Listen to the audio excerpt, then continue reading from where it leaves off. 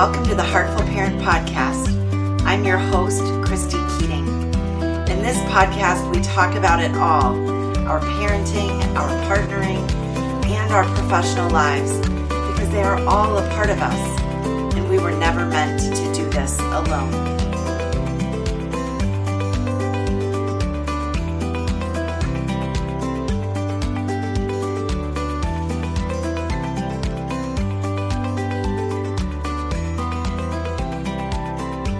Hello, friends. I have a treat in store for you today. I am really pleased to introduce you to my friend and colleague, Caitlin Escobar. Caitlin is a certified conscious parent coach, a positive discipline educator, and the founder of Raising Parents Coaching. She's dedicated to partnering with parents to find more joy and purpose in their parenting role through teaching research-based parenting workshops and coaching in ways that empower and support parents in today's complex world. She's a former corporate program manager, like me. She's in Act 2 of her professional career, and she took her professional experience in leadership development and her personal education in parent coaching to begin a private practice. Here, she developed strategies and solutions that work with the unique needs of every family by integrating a blend of traditional, evidence-based, and holistic family system approaches. She's the mother of 2 daughters, and she also understands the massive pressure on parents and kids today, largely because of her own experience as a mom. It's her mission to help restore confidence and clarity within parenting so that all children can be raised, empowered, and liberated themselves. This conversation that you're about to listen to with Caitlin and I think really gets at the core of so much of what we've focused on so far in the podcast and so much of the work that I do with my private coaching clients. And it really is talking about the intersection between conscious parenting, where we are aware of our own triggers and the things that get us worked up about, with our kids, and how we manage those, and then positive discipline, which is the tools that we can use to help our children feel better so that they can do better. As Caitlin describes it, it really is the why and the how for parenting in this more positive, conscious way.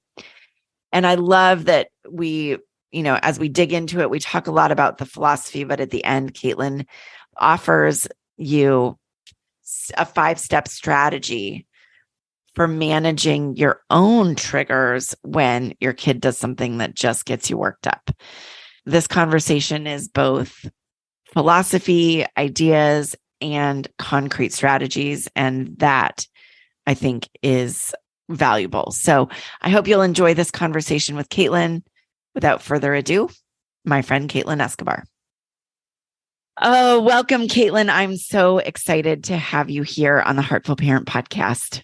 Thank you, Christy. And I am super excited to be here. So obviously the listeners just heard a little bit about your background. So I want to jump right in and start with talking about, or having you define really, what is conscious parenting and what is positive discipline. Some of the listeners will have heard me talk about positive discipline, but I'd love to hear you share from your perspective. What do those two parenting philosophies mean? Absolutely. So maybe I'll start with positive discipline, since your audience is probably very familiar with that philosophy. So essentially, I like to describe it as it's a model of parenting where we believe in the idea that when we feel better, we do better, and that all people are worthy of respect, including our kiddos, which I think all of us parents believe in our hearts, but sometimes it's easy to forget when they're just doing that thing, or we may be unaware of how, a certain punishment or approach affects our kids. So positive discipline really takes us into the world of our kids so that we can better understand what they're thinking, feeling, and deciding. And when we do this, we see why positive discipline doesn't believe in punishments or permissiveness, and instead offers us tools to help our kids build self-discipline and responsibility and problem solving. Conscious parenting now, so that's kind of my definition of positive discipline. Right. Conscious parenting also does not prescribe to punishments or permissiveness, but it's really more focused on creating strong relationships through getting to know our core self as the parent and our child's unique spirit along the way. So it's very grounding, relationship oriented, and a parent focused approach. So there's less about the tools we use with our kids, which is really why I love the combination of positive discipline with conscious parenting, and more about allowing our children to also help raise our consciousness as parents so that we can become more confident leaders within our family system. I love those definitions. And I'm a big proponent of positive discipline, but I also am a believer that positive discipline is only effective if we can also manage ourselves, which is where that conscious parenting piece comes in. If you could talk just a little bit more, we've started to dig into this. I love that you said that the conscious parenting is really a parent directed or parent focused, focused approach, and positive discipline provides us with tools. What else, for those listeners who are new to one or both of these concepts, what else do they need to know in terms of how these two play together, or maybe how you use them together in your coaching practice? Sure. Since I use both so much, I've thought a lot about this. And I would say that conscious parenting is the why we parent the way we do, and positive discipline is the how we do it. So again, I truly feel we need both to make lasting change in our parenting. We have to understand first before we can intervene or make change. And that goes for ourselves and our kids. And conscious parenting really helps us understand why we show up the way we do and allows us to continue to grow and sometimes heal if we have aspects of us that need healing, while we're also helping grow and develop our children at the same time. So I think that's kind of the fundamental intersection between the two. But in so many ways, the approaches are very complementary and they work together to really create a very nurturing and supportive environment for our kids.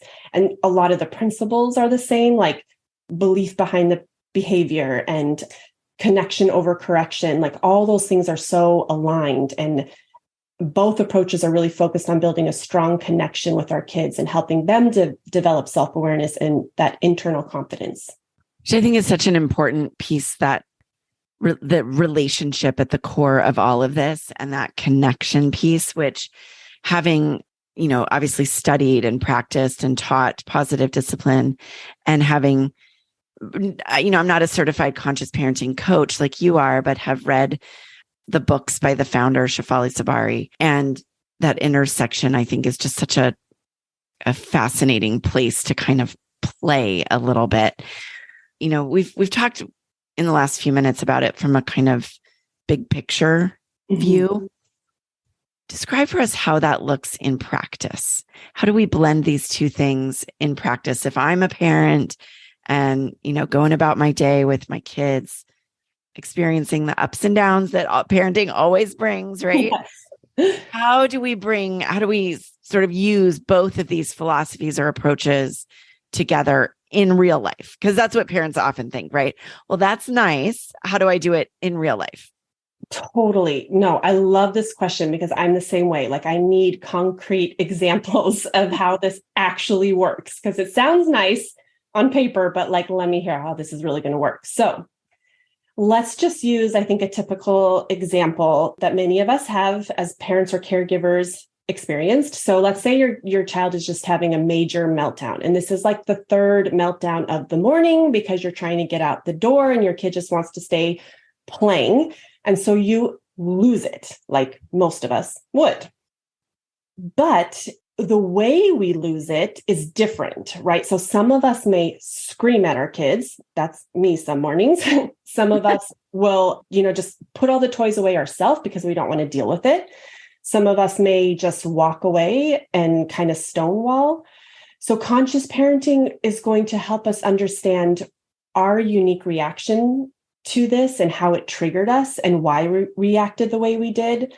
So I always say that in these trigger moments where we are just, we've lost it, this is our past coming to life in our present. So what is this bringing up for me? What is going on for me when my child is having this tantrum? Was I taught that I could not have big feelings, or were these emotional displays okay?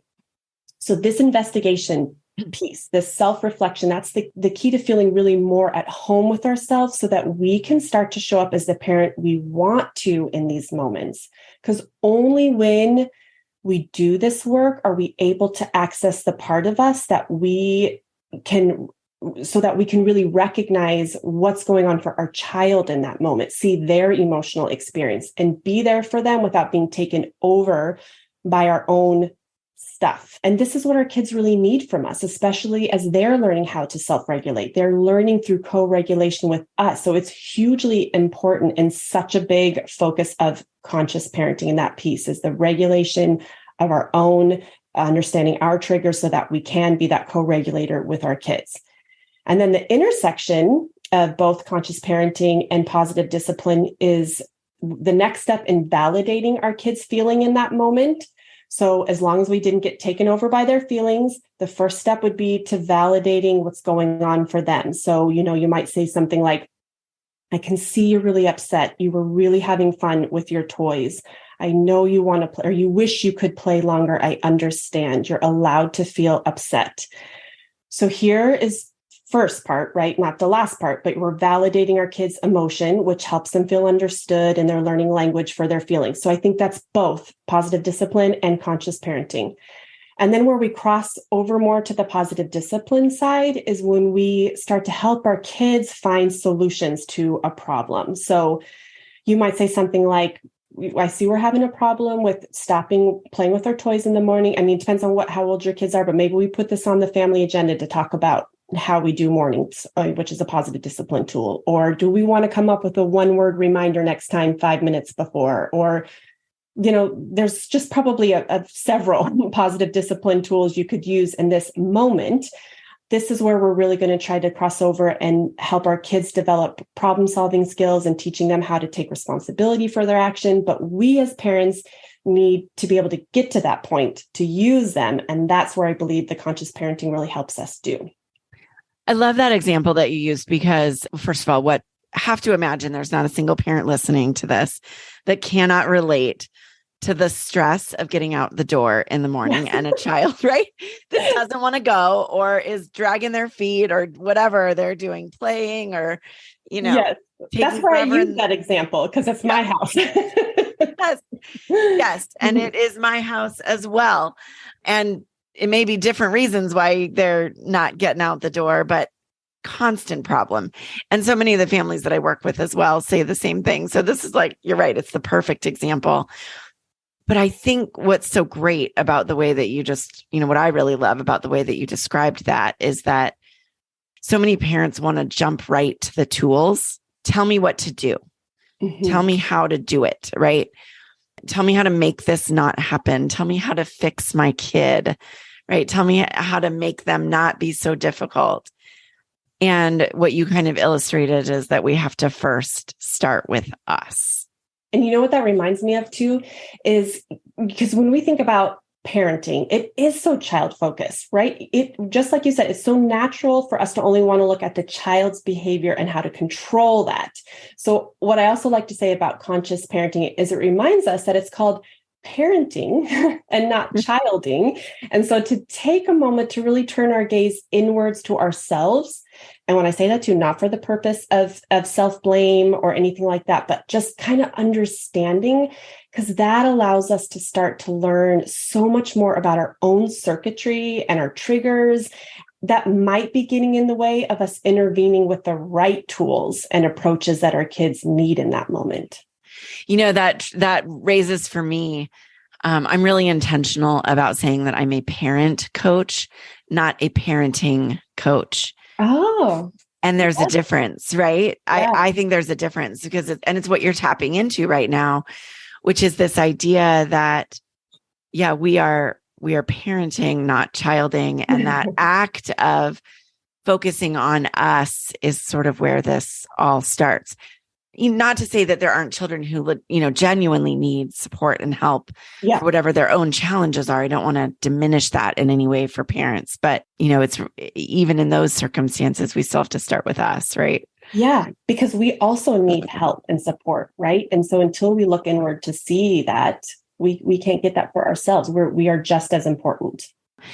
So I know that conscious parenting really, it pulls on other parenting approaches, or it pulls things sort of into it, and it's unique from those, right? It draws on all these other pieces. I certainly think that it draws on some positive discipline. Mm-hmm. There are also some really unique aspects to it.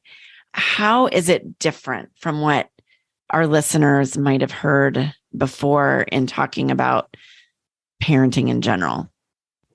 Yes. So there are some key things that I definitely believe that it makes kind of separates it from some other, or makes it a very good complement, I'll say, to like positive discipline approaches. One of the aspects that I've been thinking about a lot about lately is its very strong focus around connection and what that looks like, and kind of the role connection plays in conscious parenting. I've been thinking about that given actually some of your last podcasts that I had the opportunity to hear around the very serious concern of the state of our children's mental health. Mm-hmm. So connection has become really highlighted in my world lately with that kind of conversation. So thank you, Christy, for bringing this to us to talk about and have this very important conversation around it, because it is a difficult and scary. I mean, I get scared sometimes thinking about it subject, but what I really have been thinking about is just, okay, so my role as a parent of two daughters as well, what can I do to help? How can I help my kids? And how can I help empower other parents given our limitations too, right?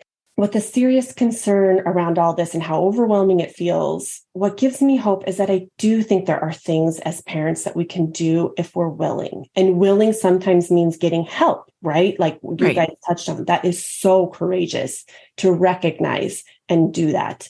But I also think really investing in our connection and our relationship with our kids, the earlier, the better, of course, but how, because and when your kids are older, all we have left, right, in the tools really kind of is connection, and that connection capital. If I may be so bold to say that I think the CDC report is a wake-up call for us parents. And I do not say that to blame parents. In fact, if I had to blame anyone, of course, I'd want to blame social media and how those companies knowingly addict our kids to it with their algorithms. They manipulate them, for negative stimulation and all of that. But in fact, you may have actually seen that the Seattle public school system has filed a lawsuit against big tech because of how those platforms are intentionally contributing to youth mental health crisis. So this is a big thing that parents are left dealing with. Yes. And it's adding to our stress and our ability to truly connect and build authentic connection, and being able to really see our kids and whatever really challenging feelings that they're going through. And ensuring too, right, that we can take care of ourselves because, and Cher brought this up, because we react kind of to our kids' emotions and what they're going through based on how we react to our own emotions. So I'm reminded of the quote that I just loved. She said, and it's so fitting to conscious parenting, our little people are only doing as good as our big people. Yes. It's so true. And it really is so true. And just for those listeners who didn't hear that episode, so it's episode 4 of the Heartful Parent Podcast with Shara Grasser, who is a youth empowerment coach. And she was talking about the CDC report released on February 13th, 2023, that really details the state of our kids, especially those high school years.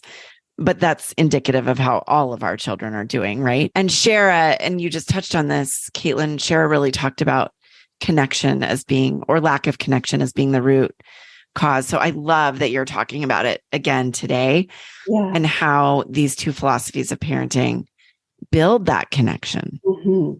Absolutely. And connection holistically. So not only with your child, but also ourselves, because we're not able to connect with our kids if we're not connected with ourselves. And that, I think, is sort of the piece with conscious parenting. So, I think we as parents, let's just take a moment to ask ourselves, how are we doing? How well are we connected to ourselves? When we are well connected to ourselves, we can be the calm, loving presence our kids need so that we can show them this overwhelming state you're in, this really difficult time. It doesn't overwhelm me. I can handle this. Whatever it is you're going through, I'm not afraid of it, and I'm here for you. Because I think no matter how old your kid is, they need to hear that. I think I still want to hear that from my parents sometimes. Don't we all? Yes. Yeah. Yes. But I also think a lot of parents right now might be saying, and so maybe you can explain a bit, like, how do we get connected with ourselves, right? Where does that work happen? Because again, I bet there's not a parent listening that wouldn't like to be able to handle those triggering moments with the calmness that you just described, right? The support and the love and the connection at the core of it. And those same parents, and I put myself in this bucket too, we're the same ones that also find ourselves losing our proverbial, as we're trying to get our kids out the door in the morning. So how do we connect with ourselves in that moment? No, that's such a good question. So where it's kind of like the term reparenting I use for that, for reconnecting to ourselves and kind of really giving ourselves maybe what we didn't receive when we were kids. And that's what we're reacting to. And so that kind of leads me to this whole idea of triggers. And that's also another piece that's very core to conscious parenting. So let me kind of dive into that. Triggers can be explained in a lot of different ways, but in conscious parenting, there's really a focus on our internal child being activated or triggered in those moments. Mm-hmm. So when our kid does something that really causes us to react, it's usually because we see something in them that we had to learn to shut down in ourselves as a kid. So when you get triggered, start by asking, what am I seeing in my child that I had to learn to maybe shut down in my earlier life? Mm-hmm. And so you can really kind of look at these triggers as our teachers. They're kind of like clues to our early life story we may have no working memories of, but they're providing, our body always remembers, and they're providing pieces of this past story in the present. So understanding this story really is the first step in helping you become less triggered and understanding and reconnecting to yourself. That is such a big piece. I hear a lot of times, and I've said this myself, there are things about the way I was raised that I don't want to do, right? That I want to do differently than my kids. And then we also find ourselves doing those same things. I know I don't want to do it, and I'm doing it. Yes. Both can be true. It's like the subconscious kind of comes out, like, because it's what you learned. So what you're saying is that then in those moments, we need to sort of think about what messages were we given in our childhood, in our youth? Yes. What messages were we given that when we wished we had received a different message or a different form of care or that we were parented differently? Yeah. And then when we know that, like we can say, for example, something like, I know that in my childhood, I wasn't given space for my big feelings. And so when my child has big feelings, that's setting me off, right? Because I just want them to do what I want them to do. What do we do with that? That kind of gets us into maybe a strategy for when we're set off or we get triggered. Let's give people a strategy that they can work with. I'll use the one that, again, kind of goes into, it's a combination. I find that it really helps people become triggered less often for, like what you just said, my kid did something and that makes me upset. And so like they're yelling, I can't handle it. Right. So that's something that's being activated. I also just want to preface that sometimes when we're triggered, it can also be a sign of just being depleted. And so there's strategies around that for self-care. But so what we're talking about here is when our body is reacting to something, right? And that's a reaction that maybe my partner doesn't have, or my best friend doesn't have, but it's something core to me. So that means it's something inside your body. But it sounds like step one is really to recognize there's something that's triggering us connected to our childhood, whether we know exactly what that connection is yet or not. And is that step one? And then step two is employing a strategy. Yes. Step one. So let's really kind of look at that. So maybe for you, Christy, if we can kind of use an example here. So what's an example that's something that's kind of generally triggering for you, like whining, tantrums, defiance, like something around there? Oh, all of the above. Let's see. I would say a big one for me is probably disrespectful defiance. Okay. When the defiance is coming with snarkiness. Okay. Rudeness. Okay. Yeah. So can you say more about why the snarkiness is triggering for you?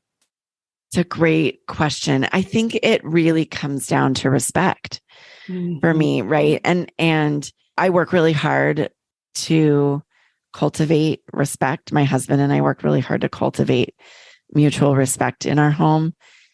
And so when that is not reciprocated, that is triggering to me. Absolutely. Yeah. Absolutely. And I share that trigger wholeheartedly. Yes. And so that disrespect, right? So it's almost like your child, when they display that snarkiness, they're kind of asserting themselves against you or whatever it kind of caused that. So maybe when you were younger, you really were trying to assert yourself, and it was kind of when you expressed that shutdown, and your parents took that as disrespectful because they were looking at it through the lens that how it impacted them and not a sign of the process that was going inside that you needed help with. Yeah, 100%. So that is perfect. So that now we're kind of like a little bit understanding the part of you. There's a part of you and why disrespect. So there's a behavior, and then it represents disrespect. So just keep in mind that you probably had to shut down that same kind of behavior that you're now getting triggered by when you were a child, and your inner child remembers this and therefore wants to shut down that same behavior in your own child to keep you all safe. And when I say safe, what I mean by that is, maybe there was no physical harm, but safe even in attachment, right? Closeness to our parents. And when our parents yell at us or send us to our room or whatever, that's aloneness. And that makes us feel unsafe as a child. Aloneness is very, very scary as a kid. And that makes total sense. I often talk about brain safe parenting strategies. And I think the reason that parenting from a brain safe place makes sense to me is because of what you're describing right now, which is that, there are those places that we all can remember. And even when we were parented by the most perfect, wonderful parents, right? They still screwed up. Yeah. We still screw up, right? Because there's still those moments that we all remember where we didn't feel emotionally safe or emotionally connected or safely connected. Yes. Physical abuse being something completely different. Completely different. Yes. That's a whole nother needing form of, I think, therapy and strong work and connection there. Right. But so many of us, I think, experience this because it's only recently that we're really learning this understanding of how this all works. So sometimes when I get upset, like, gosh, I'm giving my kids so much. Why couldn't my parents give this to me? Well, they didn't know, right? They were doing the best they could with the information resources that they have. I always say we're all doing that. So in that moment, you just sort of walked me through that, right? I'm getting triggered by the disrespect, and that's sort of connected to something from my childhood. Then we start to employ some strategies. Yes. So what are those? Perfect. So now that you have this awareness around kind of what is, and there's a lot of things that can trigger us, but we want to work one thing at a time. So you've got this one that you want to start with. It's a regular trigger. Now we can kind of say, like, we're going to start our practice now. And so to do that, you're just going to call back to mind that behavior that really triggers you. And keep that in your mind, because we're now going to develop a new response to practice so that we can kind of develop new circuitry in our body. So that's going to become our new default reaction when our kid is snarky. Okay. Because it's not going to just happen without practice, right? This is practice for your mind and our subconscious and our body to react differently. And every time you practice, it's like another rep to strengthen that new default reaction to whatever trigger, the snarkiness, the back talk, whatever. Gotcha. Okay. So step one, we're going to create that new response to that trigger. So start by just so right now when you're in that calm, you're relaxed, you're in your rational mind, kind of think about how you want to respond the next time your daughter is snarky to you. And I always say, don't pick a 180. Like, pick something realistic. Don't be like, oh, honey, you must be having a bad day. Come here and give me a hug. Because that's not realistic. If this is truly something that triggers you, it's going to be that is way too hard to access in that moment. So just something that you don't go over the edge into reactivity. What would that be?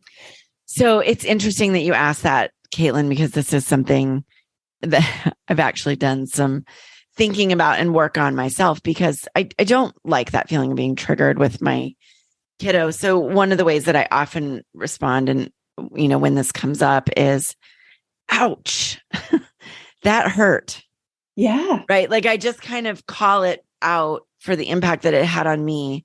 I don't ignore it. I don't accept it in the sense that I don't, we talked earlier about positive discipline is not about permissiveness. So I don't suddenly say, oh, okay, sweetheart, you can say to me whatever you want to. Right. Yeah. But I'll sort of say, ouch, that really hurt. I love that. And sometimes I'll say, in fact, I'm thinking of an example where this happened just about a week ago.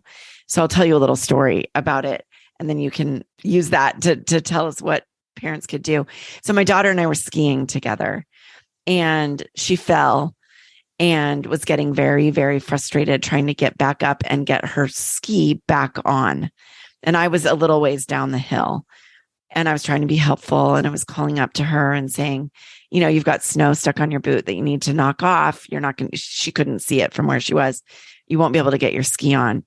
And she's getting increasingly frustrated with this situation. And so then I finally said, do you need me to walk up to you? Do I need to take off my skis and walk up to you? And she snapped at me, and, it was just sort of like, and I think she was embarrassed. And I mean, I could tell you all the things I think that were going on for her on the slope, but she snapped, and quite rudely, leave me alone, kind of, yeah. I got it, Mom. I felt my own sort of temperature rise, if you will, because I was trying to be supportive and help her. Yes. So in that moment, I said, when she finally got down to me, I finally said, that didn't feel great. And I was trying to be supportive and being really helpful and respectful to you. And I need you to do the same. That's a beautiful response to that. I had that almost exact same scenario with one of my daughters skiing last year, and I couldn't be that calm. I wanted to yell back or say, fine, do it yourself, because you don't want my help. So that's kind of like when we're in that stage, that's kind of where I would say use these steps to kind of help us have a different response, because the response you gave is that's great. You're able to just you're not escalating, right? You're not letting her emotions and where she was, embarrassed or whatever. And you're not letting that you did not let that overtake you. And you were able to stay calm so that it didn't get worse than it needed to. Yeah. And just so that we're being totally fair, and so that listeners are, not thinking I somehow pulled that out of nowhere.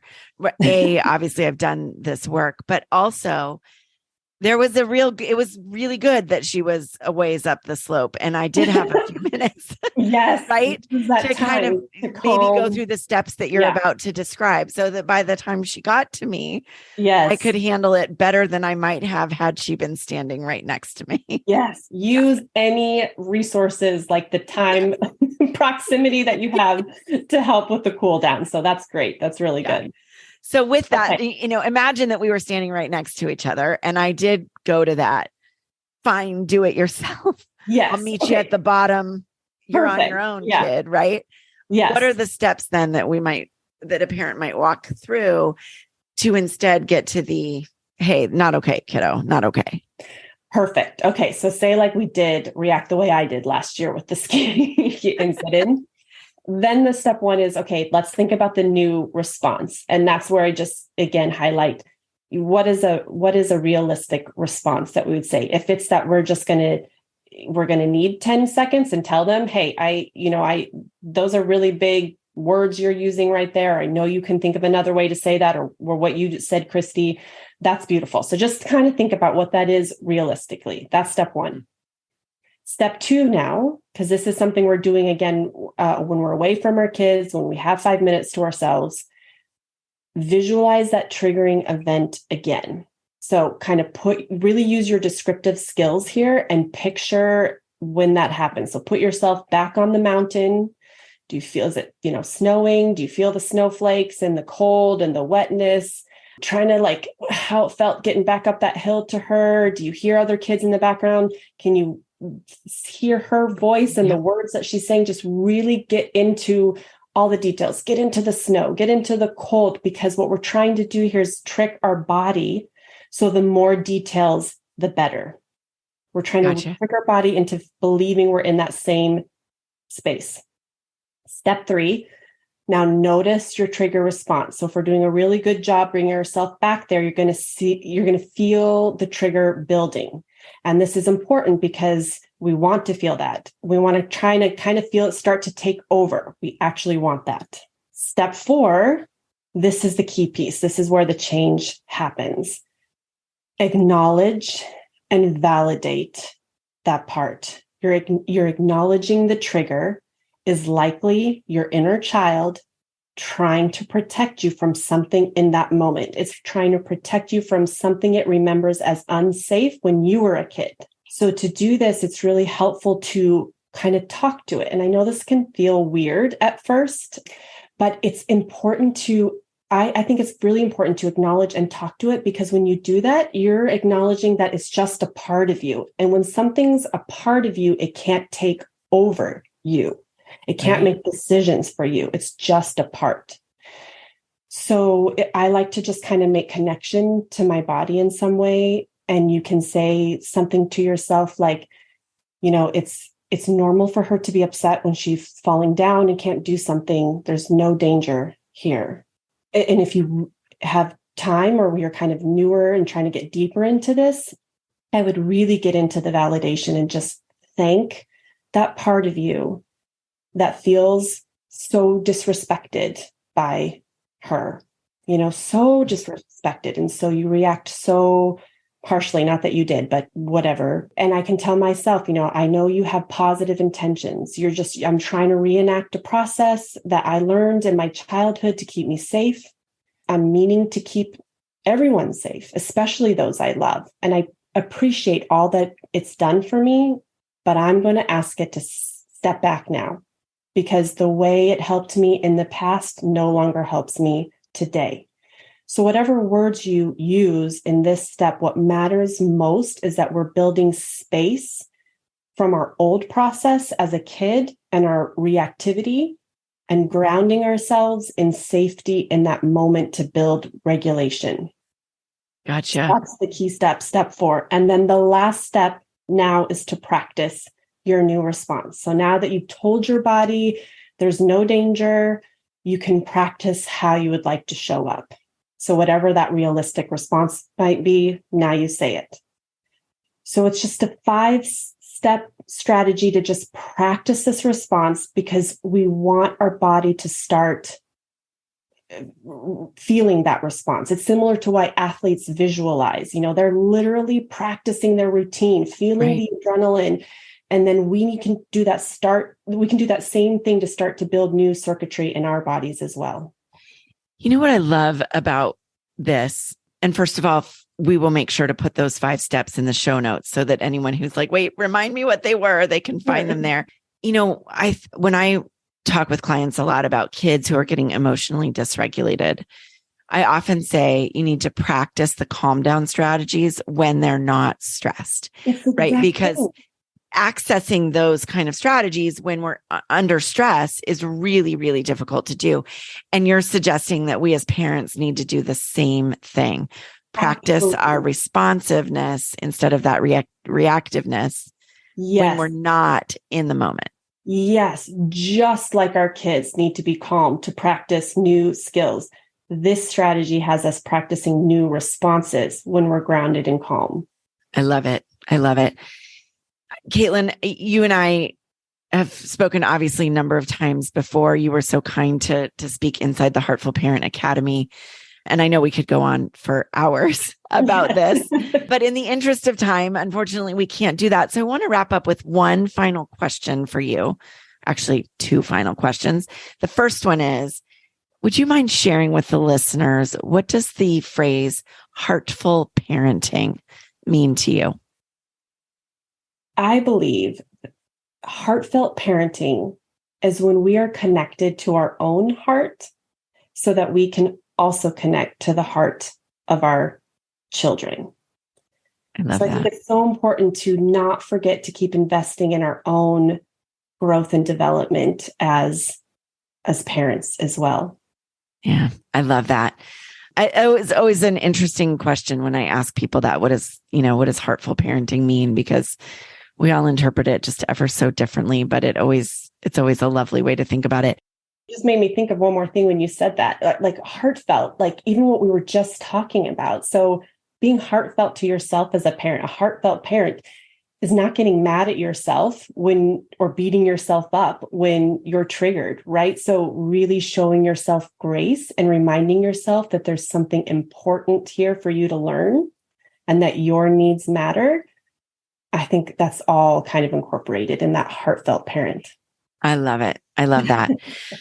Final question is, where can our listeners find you? So my website, raisingparentscoaching.com.